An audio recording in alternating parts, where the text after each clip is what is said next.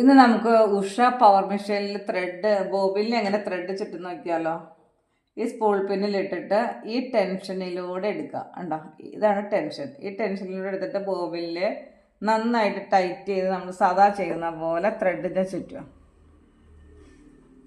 എന്നിട്ട് ഇത് കണ്ടോ, ഈ കാലിൽ വച്ചതിന് ശേഷം ഈ ബോബിലിൽ വച്ചിട്ട് ഇതുണ്ടാവും, ഇതിനെ അടയ്ക്കണം. കണ്ടോ, എന്നിട്ട് ഓണാക്കിയതാണ്. ഇങ്ങനെയാണ് പവർ മെഷീനിൽ ത്രെഡ് ബോബിലിൽ ചുറ്റുന്നുണ്ട്.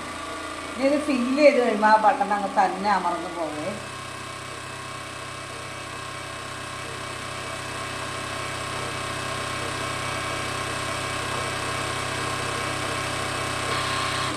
ഓക്കെ, കണ്ടോ, ഇത് നമ്മൾ ഫില്ല് ചെയ്യാനായിട്ട് നമ്മൾ കണ്ടോ ഈ കാല് നമ്മളിവിടെ അടച്ചു.